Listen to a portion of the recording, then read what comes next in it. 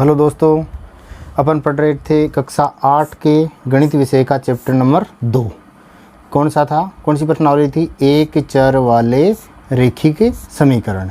इसके अंदर आपको पिछली क्लासों में मैंने एक चर वाले रैखिक समीकरण क्या होते हैं ये बता दिया था। इसके अलावा प्रश्नावली 2.1 के सभी सवाल करवा दिए थे। प्रश्नावली 2.2 के अपन ने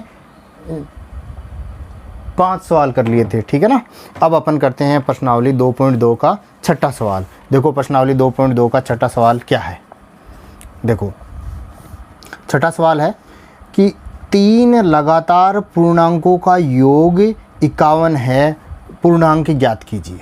3 लगातार पूर्णांकों का योग, ठीक है। देखो छठा सवाल क्या है? 3 लगातार पूर्णांकों का योग। लगातार पूर्णांकों का योग कितना है? 3 लगातार पूर्णांकों का अपना योग है 51। तो पूर्णांक ज्ञात कीजिए। वो पूर्णांक अपन को बताने हैं। पूर्णांक ज्ञात कीजिए। देखो बहुत इजी सवाल है, कोई भी टेंशन वाली बात नहीं है, एकदम सरल तरीके से ये सवाल हो जाएगा। कि सबसे पहले देखना है अपन को कि 3 लगातार पूर्णांक क्या होते हैं। मैंने बताया था आपको पिछली क्लासों में कि पूर्णांक जिसके अंदर धनात्मक संख्या भी होती है 1 2 3 4 5 से लेकर अनंत तक, 0 भी होता है, और -1 2 -3 -4 -5 -6 और माइनस के अनंत तक संख्याएं होती हैं, ठीक है। तो अब इनके 3 लगातार पूर्णांक लेने हैं। जैसे मान लो 6 7 8 ले लिया, या 10 11 12 ले लिया, इस तरह की संख्याएं, इनका योग होगा वो 51 होगा। ऐसी संख्याएं अपन को बतानी है। तो अपन लिखेंगे क्या? माना, अपन को अक्स मानना ही है, माना प्रथम पूर्णांक, यानी पहले चोट का जो अपन पूर्णांक लेंगे वो x लेंगे, ठीक है। बहुत ईजी है, कोई दिक्कत नहीं है। तो द्वितीय पूर्णांक बाद में, इसके बाद में आगे वाला आएगा वो क्या आएगा?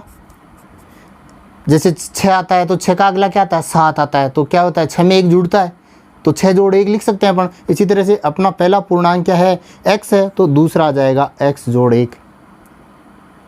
अब तृतीय पूर्णांक लिख देंगे। तृतीय पूर्णांक क्या आएगा?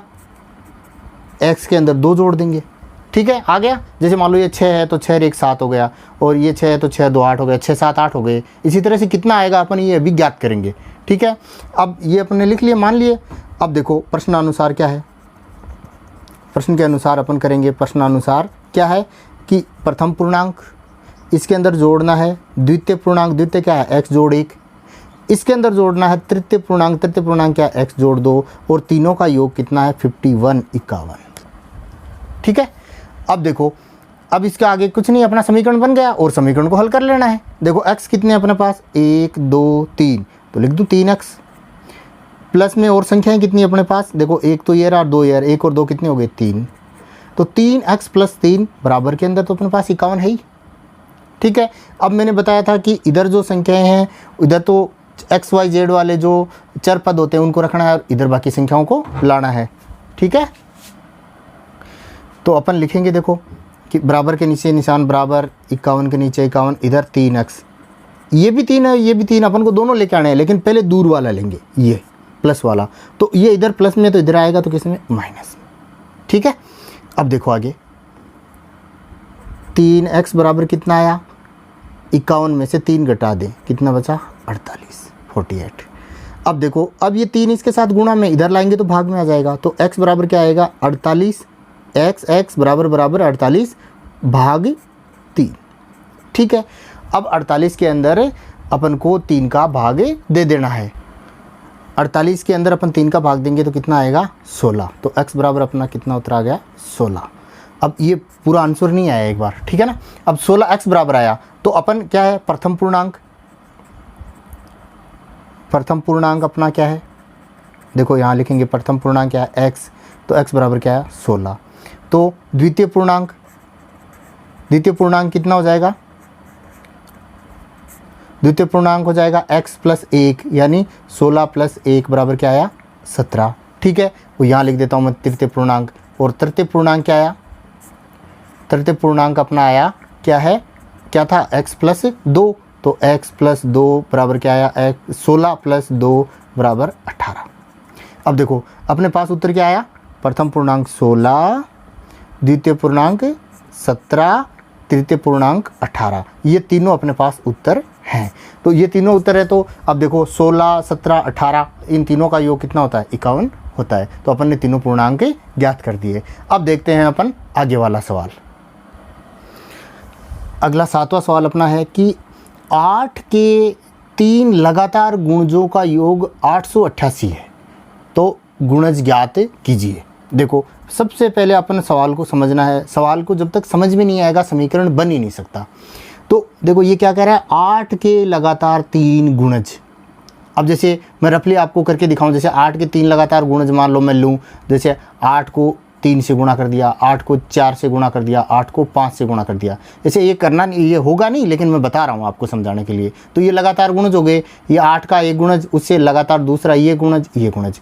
इस तरह से 8 को कितने से गुणा करें, वो उससे एक अधिक से गुणा करना है, फिर उससे और अधिक एक अधिक से गुणा करना है। तो इस तरह से लगातार गुणजों को अपन इनका योग कितना आएगा, 888 आएगा।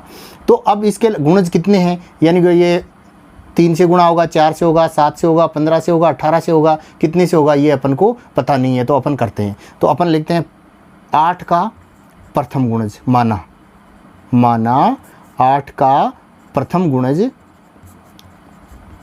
कितना आया, 8 को x से गुणा कर देंगे, 8x, ठीक है। या फिर आप अलग से लिख सकते हो, 8 गुणा x लिख दो, कोई दिक्कत वाली बात नहीं है इसमें।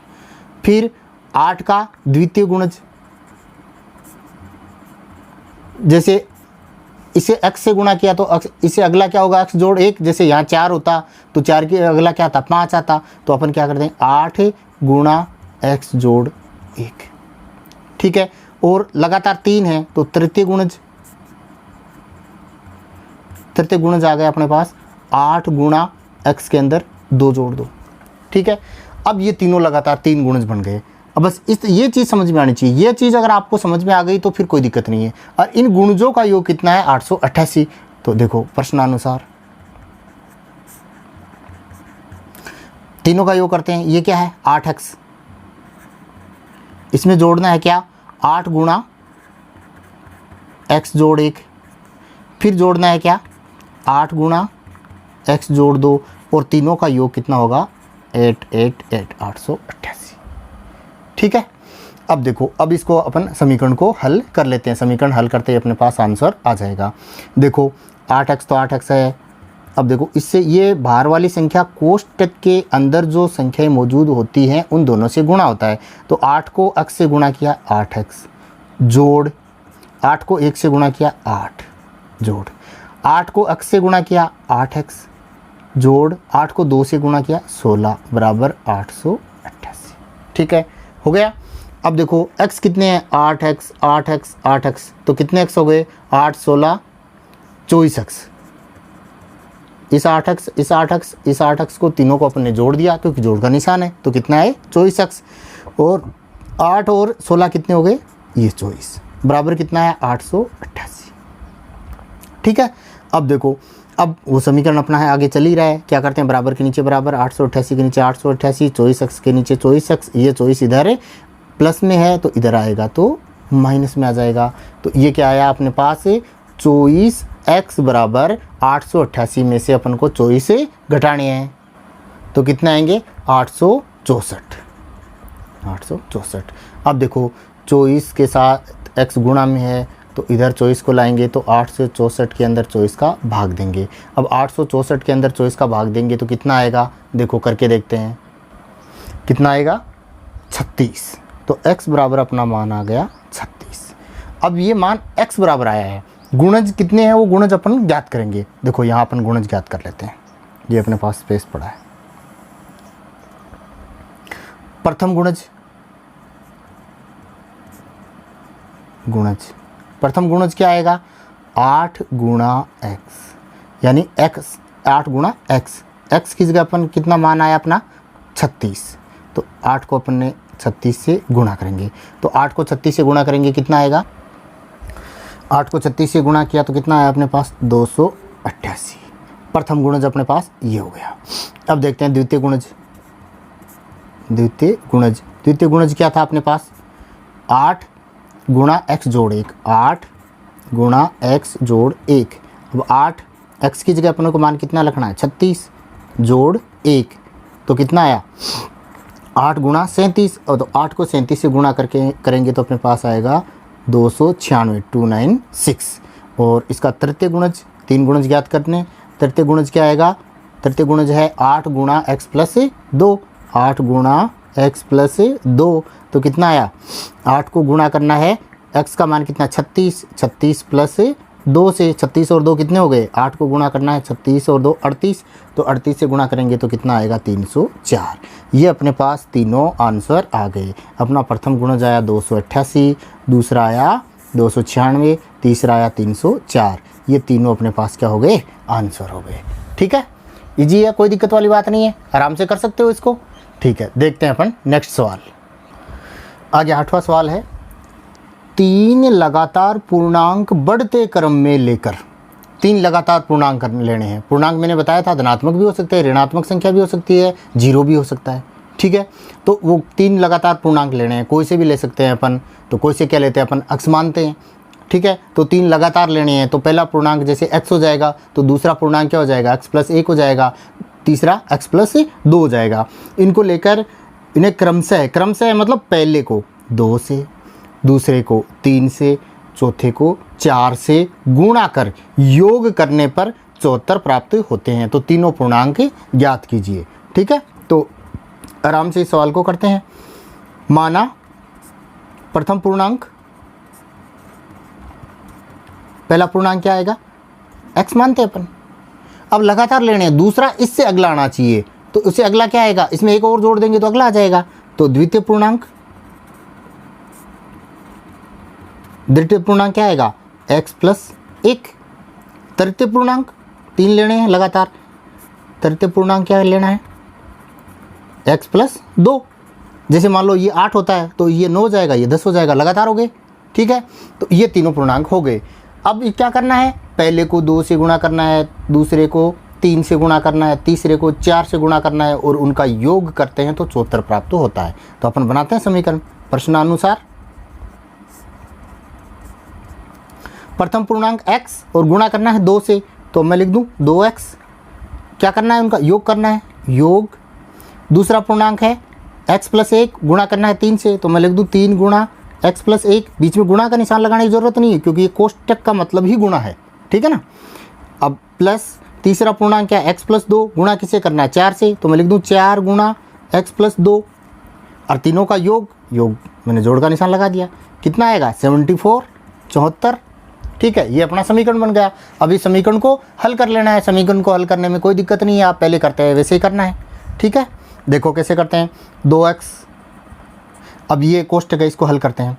3 को x से गुणा किया 3x, प्लस प्लस 3 को 1 से गुणा किया 3, प्लस प्लस 4 को x से गुणा किया 4x, प्लस प्लस 4 को 2 से गुणा किया 8। यानी बाहर वाले कोष्टक के बाहर जो संख्या होती है वो अंदर वाली दोनों या तीनों या 5 जितनी भी होती है उनसे गुणा होती है। तो 3 को x से गुणा किया 3x, 3 को 1 से गुणा किया 3, बीच में प्लस का निशान है प्लस। ठीक है, बराबर 74। अब x वाली एक साथ जोड़ लेते हैं, संख्या एक साथ जोड़ लेते हैं। x वाली कितनी है, 2x, 3x, 4x, तो कितने x हो गए, 3 2 5 4 9, 9x, प्लस संख्या कितनी है अपने पास, एक तो 3 और एक 8 है, तो कितना हो गए, 8 3 11, बराबर तो कितना 74 है। ठीक है, अब वही करते हैं, 11 को इधर लेके आते हैं, 9x बराबर 74 अपनी जगह सेफ, और ये इधर आया तो माइनस में। ठीक है, अब देखो 9x बराबर क्या आया, 74 में से अपन क्या घटाएंगे, 11 घटाएंगे, तो कितना आएगा 63। तो x बराबर क्या आएगा 63, x लिख दिया, बराबर लिख दिया, 63 लिख दिया, ये इधर गुणा में है तो इधर आया तो भाग में। ठीक है, अब 63 में 9 का भाग देते हैं तो कितनी बार जाएगा, 7 बार, 9 7 63। तो x बराबर क्या आया, 7 आया। आंसर नहीं आया अभी, x बराबर 7 आया। ठीक है, तो अब देखते हैं प्रथम पूर्णांक। प्रथम पूर्णांक अपना क्या होगा, तीनों पूर्णांक ज्ञात करने हैं। प्रथम पूर्णांक क्या है x और x बराबर क्या है 7। द्वितीय पूर्णांक क्या है अपना x प्लस 1 यानी x का मान 7 प्लस 1 बराबर 8। तृतीय पूर्णांक अपना क्या आया, क्या था अपना x प्लस 2, तो x प्लस 2 यानी x की जगह 7 प्लस 2 9। देखो तीनों लगातार पूर्णांक आ गए अपने पास 7 8 9, ठीक है। और ये तीनों पूर्णांक ही अपन को ज्ञात करने थे। इसमें लिख रखा है कि क्या करना है, तीनों पूर्णांक ज्ञात कीजिए। तो अपने पास क्या आ गया, तीनों पूर्णांक आ गए 7 8 9, तीनों आंसर, ठीक है। देखते हैं अगला सवाल। 9वां सवाल है अपना, राहुल व हारून की वर्तमान आयु का अनुपात 5:7 है। उन सवालों में से थोड़ा सा अलग है और थोड़ा सा कठिन है, लेकिन आप समझोगे तो बिल्कुल समझ में आ जाएगा, कोई दिक्कत वाली बात नहीं है। सिर्फ समीकरण बनाना है, समीकरण जब बन गया तो अपना सवाल हो गया। देखो कि राहुल व हारून की वर्तमान आयु का अनुपात 5:7 है। 4 वर्ष बाद उनकी आयु का योग 56 वर्ष हो जाएगा, तो वर्तमान आयु क्या, उन दोनों की वर्तमान आयु क्या है। देखो हल करते हैं, आराम से इसको समझते हैं, ठीक है। राहुल व हारून की वर्तमान आयु का अनुपात 5:7 है, ठीक है। उनका अनुपात क्या है, आयु का अनुपात, जो भी उनकी आयु है उसका अनुपात क्या है 5:7 है। अब अपन को पता नहीं उनकी वर्तमान आयु क्या है, क्योंकि वर्तमान आयु तो ज्ञात करनी है, ठीक है। तो अपन मान लेते हैं, माना सबसे पहले राहुल वाली लेते हैं, राहुल की वर्तमान आयु और इससे हारून की वर्तमान आयु, हारून की वर्तमान आयु, इन दोनों की आयु है वो अपन को माननी पड़ेगी, ठीक है। कैसे मानेंगे, बहुत ही सरल तरीका है। राहुल का नाम पहले है तो राहुल का अनुपात पहले, हारून का नाम बाद में है तो हारून का अनुपात बाद में, ठीक है। तो राहुल का अनुपात कितना है 5, तो इसको तो मैं ले लेता हूँ 5x। हारून का अनुपात कितना है 7 है, तो इसको ले लेता हूँ 7x, ठीक है। ये इनकी वर्तमान आयु अपन ने मान ली है, ठीक है। कुछ नहीं करना, जो अनुपात दे रखा उनके आगे x लगा देना, ठीक है। अब देखो 4 वर्ष बाद उनकी आयु का योग, अब देखो उनके पास 4 वर्ष बाद क्या होगी, ये तो इनकी वर्तमान आयु ली है 5x और 7 वर्ष, तो 4 वर्ष बाद आयु, उनकी आयु क्या होगी, राहुल की क्या होगी 4 वर्ष बाद, राहुल की आयु क्या होगी 5x है, उसमें 4 और जुड़ जाएंगे तो ये तो हो जाएगी राहुल की। और हारून की आयु 4 वर्ष बाद में क्या होगी, इसकी 7x है, इसमें 4 और जोड़ देंगे तो ये 4 वर्ष बाद में इन दोनों की आयु आ गई। और ये क्या कह रहा है कि 4 वर्ष बाद उनकी आयु का योग 56 है, यानी 4 वर्ष बाद में इनकी जो ये आयु आ रही है इनका योग कितना है 56 है। तो प्रश्नानुसार क्या है, दोनों का योग कर दें, 5x जोड़ 4 ये तो राहुल की आ गई, 7x जोड़ 4 हारून की आ गई, दोनों का योग, क्योंकि इसने कहा योग कितना है 56, ठीक है। कोई दिक्कत वाली बात नहीं है, आराम से लिख दिया इसको समीकरण को। ये जब समीकरण बन गया तो अब अपने को सवाल करने में बहुत ही सरलता हो गई, अब अपने कोई दिक्कत नहीं आएगी। वो समीकरण बन गया क्या, 5x और 7x कितनी हो गई 12x, प्लस कितना है 4 4 8 बराबर 56। 8 को इस साइड लेके आते हैं, 12x बराबर 56, 8 को इस साइड लाए तो -8, ठीक है। तो 12x बराबर कितना आया, 56 में से 8 ही घटा देंगे तो कितना आएगा 48, ठीक है। अब देखो x बराबर क्या आएगा 48, 12 इधर गुणा में है तो इधर आएगा तो भाग में, तो 12 का भाग 48 में देंगे तो कितनी बार जाएगा 4 बार, तो x बराबर कितना आया 4 आया, ठीक है। x बराबर 4 आया है अपना, आपको ये ध्यान में रखना है, ये आंसर नहीं आया है अभी। अब आंसर क्या है, ये पूछ रहा है कि वर्तमान आयु क्या है, इनकी वर्तमान आयु आपको बतानी है। तो अपन लिखेंगे राहुल की वर्तमान आयु क्या है, राहुल की वर्तमान आयु अपने लिए माना था 5x, तो 5x, अब x का मान कितना है 4, तो 5 को गुणा करना है, x की जगह 4 कितना आया 20 वर्ष। एक आंसर तो अपना हो गया ये, ठीक है। हारून की वर्तमान आयु,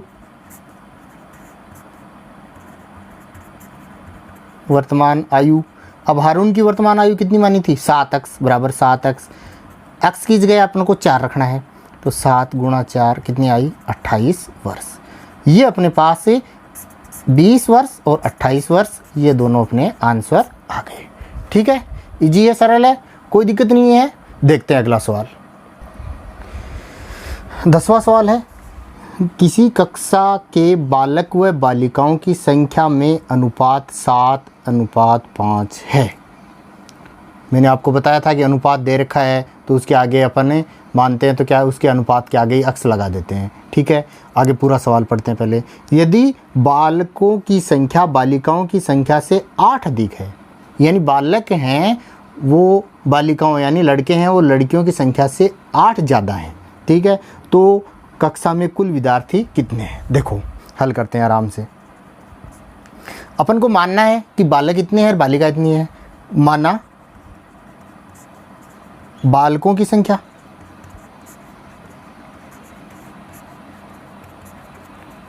बराबर और बालिकाओं की संख्या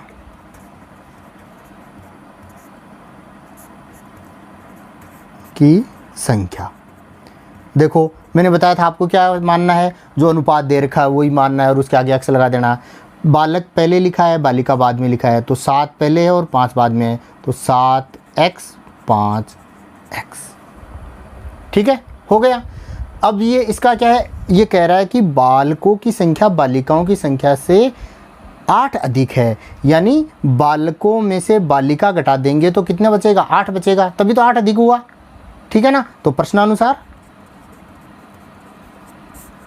प्रश्नानुसार क्या है, बालक हैं 7x और बालिका है 5x, और कितने, इन बालक में से बालिका घटा देंगे तो 8 बच जाएगा। क्यों? क्योंकि 8 ज़्यादा है, यही तो कह रहा है कि 8 अधिक है, तो अपन क्या करेंगे, बालक में से बालिका घटाएंगे तो 8 बच जाएगा। ये अपना समीकरण आ गया।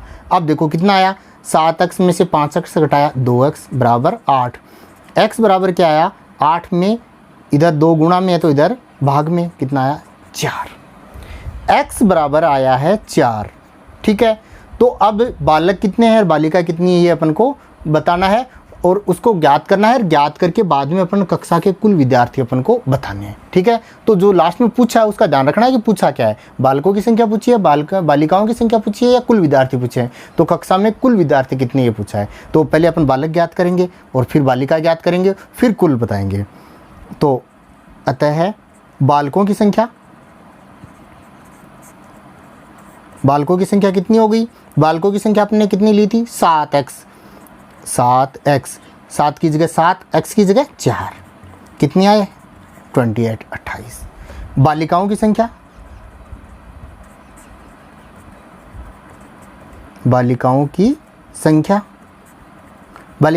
कितनी थी, 5x, तो 5 की जगह 5, x की जगह कितना लेना है 4, 20। बालकों की संख्या आई 28, बालिकाओं की संख्या आई 20, तो कुल विद्यार्थी बता देंगे। अतः है कुल विद्यार्थी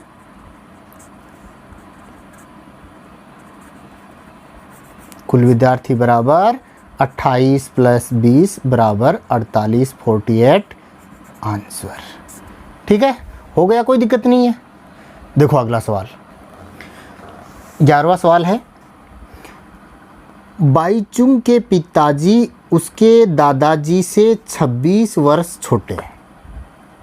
ठीक है, और उससे 29 वर्ष बड़े हैं, यानी बाईचुंग नाम का कोई व्यक्ति है, कोई बच्चा है, उसके पिताजी हैं वो उसके दादाजी से 26 वर्ष छोटे हैं। ठीक है, और उससे 29 वर्ष बड़े हैं।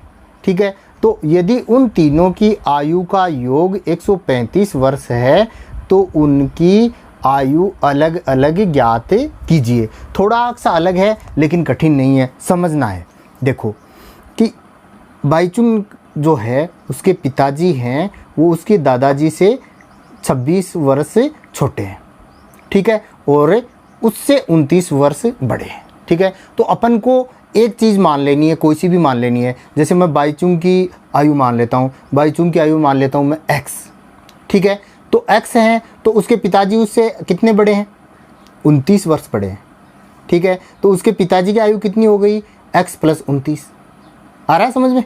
और उसके दादाजी की आयु, दादाजी उसके पिताजी की आयु, पिताजी से 26 वर्ष बड़े हैं, तो उसके पिताजी की आयु क्या हुई, x प्लस 29 और उसमें 26 और जोड़ देंगे तो वो उसकी दादाजी की आयु हो जाएगी। और तीनों की आयु का योग 135 है। समझ में आया। फिर से एक बार से समझाता हूँ कि बाईचुंग की आयु अपन x मान लेते हैं।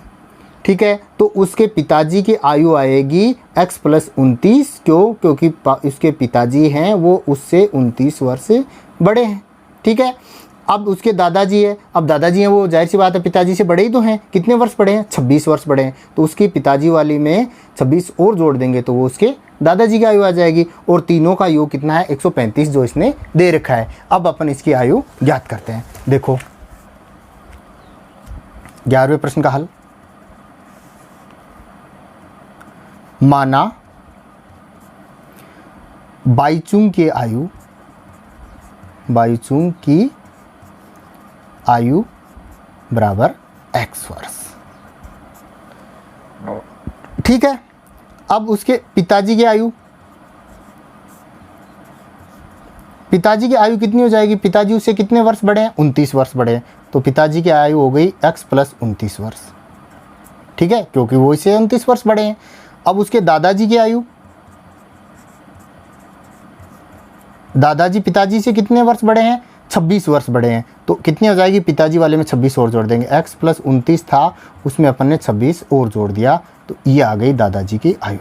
अब वो प्रश्न में कह रहा है कि तीनों का योग है वो 135 वर्ष है। तो अपन कर देते हैं प्रश्नानुसार क्या है, बाईचुंग की आयु प्लस उसके पापा की आयु प्लस उसके दादा की आयु, तीनों का योग कितना है, 135। ठीक है, अब देखो अब ये अपना पास समीकरण बन गया। अब समीकरण को अपन हल कर लेते हैं। x कितने हैं, 1 2 3, 3x। संख्या कितनी है अपने पास, 29 29 26। तो 29 29 26 को जोड़ेंगे तो कितना आएगा, 84 आएगा। 84 बराबर 135। अब 3x बराबर 135, 84 को अपन इधर लेके आएंगे तो 3x बराबर क्या आएगा, 135 में से 84 घटाएंगे तो आएगा 51। ठीक है, तो x बराबर कितना आएगा, 51। ये इधर गुणा में है 3 तो इधर आया तो भाग में। ठीक है, तो x बराबर कितना आएगा, 51 में 3 का भाग देंगे तो कितना आएगा, 17। x बराबर आया है 17। ठीक है, अब अपन तीनों की उम्र बता देंगे। अतः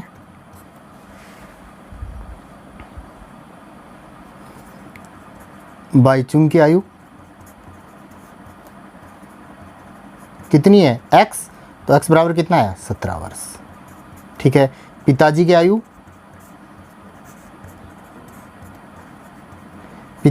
अपन ने कितनी ली थी, x प्लस 29। तो x प्लस 29, तो x कितना है, 17 प्लस 29। तो 17 में 29 जोड़े तो कितने आए, 7 और 9 16, 46 वर्ष। ठीक है, दादाजी की आयु बता देते हैं। दादाजी की आयु कितनी थी, x plus 29 plus 26, x plus 29 plus 26, x की जगह रख देना 17 प्लस 29 प्लस 26। 17 में 29 जोड़ा तो कितना आया था, 46 प्लस 26, तो कितना आया, 46 में 26 जोड़े 6 6 12, 6 1 7, 72 वर्ष। ठीक है, तो अपने पास तीनों आ गए, बाईचुंग की आयु, उसके पापा की आयु, उसके दादा की आयु, ये तीनों हो गए आंसर। ठीक है दोस्तों, और बाकी के सवाल अपन अगली वाली क्लास में करेंगे। अगर आप लगातार मेरे साथ गणित पढ़ना चाहते हैं तो मेरे चैनल को सब्सक्राइब करें, वीडियो को लाइक करें और अपने दोस्तों के साथ शेयर करें ताकि वो भी लगातार इस गणित को पढ़ सकें और लाभ उठा सकें। धन्यवाद।